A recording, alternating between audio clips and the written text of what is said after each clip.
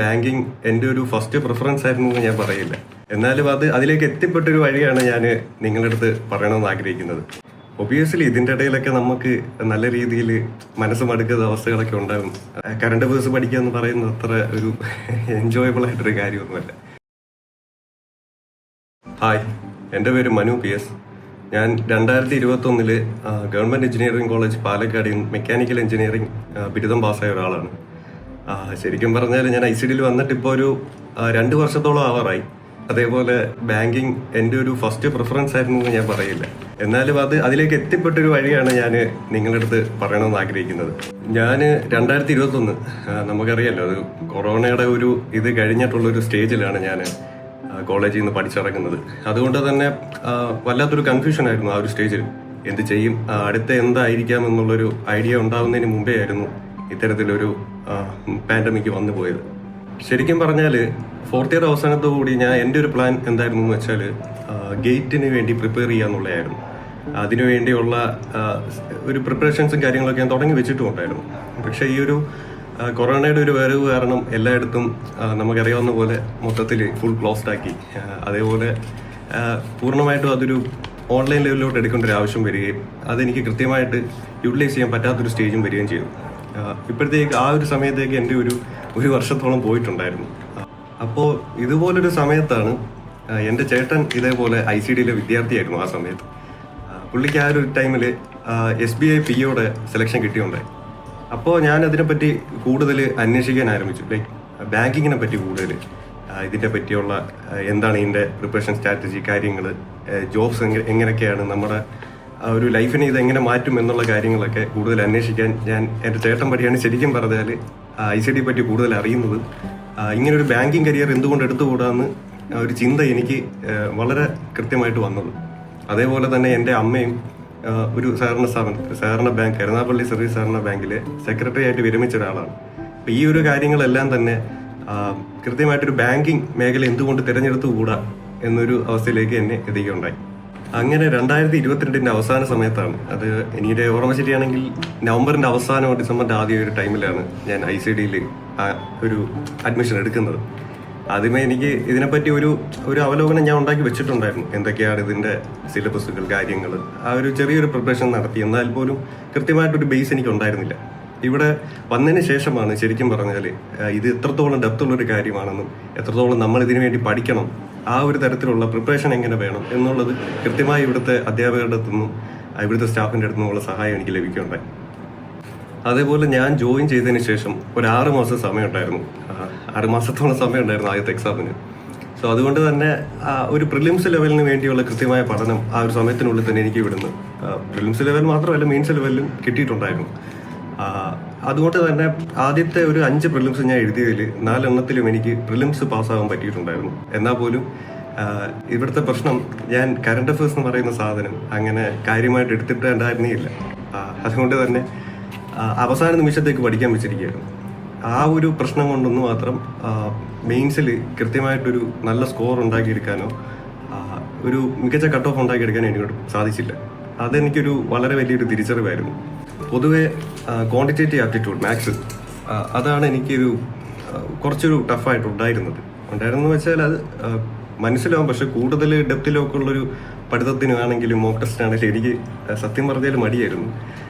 ഞാൻ അതിനു വേണ്ടി അങ്ങനെ അധികം സമയം പിന്നീട് കണ്ടെത്തുകയുണ്ടായി. ഒന്നാമതൊരു കാര്യം, എനിക്ക് ഈ ഒരു മെയിൻസ് എക്സാമുകൾ പാസ്സാവാൻ പറ്റിയില്ല എന്നുള്ളതിൽ വലിയൊരു സങ്കടം ഉണ്ടായിരുന്നില്ല എന്നുള്ളതാണ്. ശരിക്കും പറഞ്ഞാൽ എനിക്കതൊരു ആത്മവിശ്വാസം തരികയായിരുന്നു. കാരണം എനിക്ക് വളരെ കൃത്യമായിട്ട് മനസ്സിലാക്കാൻ പറ്റി എവിടൊക്കെയാണ് ഞാൻ ബാക്ക് ആവുന്നത്, ഏതൊക്കെ സബ്ജക്റ്റുകളാണ് എനിക്ക് പ്രശ്നമായിട്ടുള്ളത്. ഉദാഹരണത്തിന് ഇപ്പോൾ നേരത്തെ പറഞ്ഞ പോലെ ക്വാണ്ടിറ്റേറ്റീവ് ആപ്റ്റിറ്റ്യൂഡ്, അതിലൊരു എബോവ് ആവറേജ് മാർക്ക് എനിക്ക് കിട്ടിയിരുന്നുണ്ടെങ്കിലും അത് ഒരു മെയിൻസ് ലെവലിലോട്ട് വരുമ്പോൾ കുറച്ചുകൂടെ വേണം എനിക്ക് കുറച്ചുകൂടെ ഡെപ്ത് വേണം എന്നുള്ളൊരു തിരിച്ചറിവ് ഉണ്ടാക്കിയിരുന്നു. അതേപോലെ ഏറ്റവും ഇമ്പോർട്ടൻ്റ് ആയിട്ടുള്ള കാര്യം കറണ്ട് അഫയേഴ്സ് പഠിക്കുക. കറണ്ട് അഫയേഴ്സ് എൻ്റെ ആദ്യത്തെ മെയിൻസിലേക്ക് വളരെ മോശം മാർക്കായിരുന്നു. അതുകൊണ്ട് വളരെ കൃത്യമായിട്ടൊരു സ്ട്രാറ്റജി എനിക്ക് ഉണ്ടാക്കാൻ സാധിച്ചു. എന്താണ് അടുത്ത എക്സാമിൽ വരുമ്പോൾ നമുക്ക് ചെയ്യാൻ പറ്റുക, എന്തൊക്കെയാണ് ഞാൻ എവിടെയൊക്കെയാണ് വർക്ക് ചെയ്യേണ്ടതെന്നുള്ളത് കൃത്യമായിട്ട് എനിക്ക് മനസ്സിലാക്കാൻ പറ്റിയത് ഈ ആദ്യത്തെ ഒരു ഫേസ് ഓഫ് എക്സാംസ് കഴിഞ്ഞതിന് ശേഷമാണ്. അതുകൊണ്ട് തന്നെ അത് എനിക്ക് ശരിക്കും പറഞ്ഞ നല്ലൊരു ആത്മവിശ്വാസമായിരുന്നു. ഓക്കെ, നമ്മൾ ഇത്രയും ആദ്യത്തേൽ എഴുതിയൊരു പ്രിപ്പറേഷൻ ചെയ്തപ്പോൾ തന്നെ അത്യാവശ്യം ഇതിൻ്റെ അടുത്തെത്താൻ പറ്റിയിട്ടുണ്ട്. അപ്പോൾ ഇനിയും ഇത് വർക്ക് ചെയ്താൽ നല്ലൊരു റിസൾട്ട് ഉണ്ടാക്കിയെടുക്കാൻ അധികം താമസമില്ല എന്നുള്ളൊരു തിരിച്ചറിവ് എനിക്ക് ഉണ്ടാവുകയായിരുന്നു. അങ്ങനെ അടുത്ത ഫേസ് ഓഫ് എക്സാമിന് വേണ്ടിയുള്ള പ്രിപ്പറേഷൻ ആയിരുന്നു പിന്നീട്. എനിക്ക് തോന്നുന്നു കഴിഞ്ഞ വർഷം ഒരു ഫെബ്രുവരി തൊട്ടാണ് ശരിക്കും അത് തുടങ്ങിയത്. എൻ്റെ ഇവിടുത്തുള്ള സുഹൃത്തുക്കളും ഞങ്ങളെല്ലാവരും കൂടെ ചേർന്നിട്ട് കറണ്ട് അഫയേഴ്സിന് വേണ്ടി മാത്രം സെപ്പറേറ്റ് സമയം കണ്ടെത്തി കമ്പൈൻ സ്റ്റഡി നടത്തുമായിരുന്നു. പരസ്പരം അങ്ങോട്ടും ഇങ്ങോട്ടും ചോദിച്ചത് ഓർത്ത് വെക്കുന്നതിന് വേണ്ടിയുള്ള പരിശീലനങ്ങൾ നടത്തിയിട്ടുണ്ടായിരുന്നു. അപ്പോൾ ഇതൊക്കെ ഒരുപാട് ഹെൽപ്പ് ചെയ്തിട്ടുണ്ട്. വളരെ കൃത്യമായിട്ട് ഡെയിലി ഉള്ള കറണ്ട് അഫയേഴ്സ് ഞങ്ങൾ എഴുതി പഠിക്കുമായിരുന്നു. നമുക്ക് കിട്ടുന്ന എന്തൊക്കെയുണ്ടോ ബാങ്കുമായിട്ട് ബന്ധപ്പെട്ട് ആവശ്യമുള്ള എല്ലാം ചൂസ് ചെയ്യാൻ ഞങ്ങൾ ശ്രമിച്ചിരുന്നു. അത് പരസ്പരം കൈമാറുകയും കൃത്യമായിട്ടൊരു വളരെ കൺസിസ്റ്റൻ്റ് ആയിട്ട് പഠിച്ചു പോകാൻ ഞങ്ങൾ ശ്രമിച്ചു. ഒബിയസ്ലി ഇതിൻ്റെ ഇടയിലൊക്കെ നമുക്ക് നല്ല രീതിയിൽ മനസ്സ് മടുക്കുന്ന അവസ്ഥകളൊക്കെ ഉണ്ടാകും. അതായത് എപ്പോഴും ഇങ്ങനെ ഒരേ മൈൻഡിൽ പഠിച്ചു പോകാൻ പറ്റിയെന്നൊന്നും വരത്തില്ല. പലപ്പോഴും നമ്മൾ ഇതൊക്കെ വിട്ടിട്ട് ഒരു വേറൊരു മൈൻഡിലോട്ട് എത്തിയിട്ടൊക്കെ ഉണ്ട്. ഐ മീൻ ഇത് കളഞ്ഞിട്ട് പോകാനല്ല, പക്ഷെ അതേപോലെ ഒരു മടുപ്പുണ്ടാകത്തില്ലേ. ഈ പറഞ്ഞ പോലെ കറണ്ട് അഫയേഴ്സ് പഠിക്കുക എന്ന് പറയുന്നത് അത്ര ഒരു എൻജോയബിൾ ആയിട്ടൊരു കാര്യമൊന്നുമല്ല എന്ന് എനിക്ക് തോന്നിയിട്ടില്ല. പക്ഷെ അത് നമ്മുടെ ആവശ്യമാണ്. അപ്പോൾ അതിനു വേണ്ടി കൺസിസ്റ്റൻ്റ് ആയിട്ട് പഠിക്കുക എന്നുള്ളതാണ് നമുക്ക് ചെയ്യേണ്ടത്. അത് കൃത്യമായിട്ട് ചെയ്തൊരു അടുത്ത ഫേസ് ഓഫ് എക്സാംസ് തുടങ്ങിയപ്പോൾ തന്നെ actually I am very confident ഈ ഒരു പ്രാവശ്യം എന്തായാലും ഏതെങ്കിലും ഒന്ന് PO തന്നെ കിട്ടുമെന്നുള്ളതിൻ്റെ എനിക്ക് ഉറപ്പ് തന്നെയായിരുന്നു.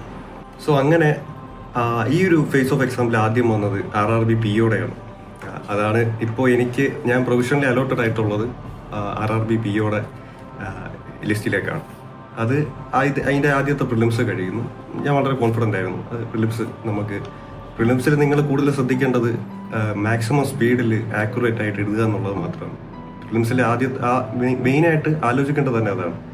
എത്രയും പെട്ടെന്ന് സ്പീഡ് ഉണ്ടാക്കുക, അത് മാക്സിമം മോക്ക് ടെസ്റ്റുകൾ ചെയ്തുകൊണ്ടേയിരിക്കുക. എൻ്റെ ഒരു പ്രിപ്പറേഷൻ അനുസരിച്ച് ഒരു ജൂണിലായിരുന്നു എക്സാം എന്നാണ് എൻ്റെ വിശ്വാസം.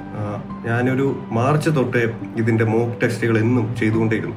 ICDയിലാണെങ്കിൽ തന്നെ കൃത്യമായിട്ട് ഓരോ മോക്ക് ടെസ്റ്റ് എല്ലാ ദിവസവും കാണും. അപ്പോൾ ഇത് വളരെ കൃത്യമായിട്ട് ചെയ്തുകൊണ്ടിരുന്നത്. അതിൽ കഴിഞ്ഞ ഒരു വർഷമായിട്ട് എല്ലാ ദിവസവും അങ്ങനെ ചെയ്യാൻ പറ്റുന്നില്ല, പക്ഷെ കൺസിസ്റ്റൻ്റ് ആയിട്ട് ഞാൻ ഇത് ചെയ്തുകൊണ്ടിരുന്നൊരു സമയമുണ്ട്.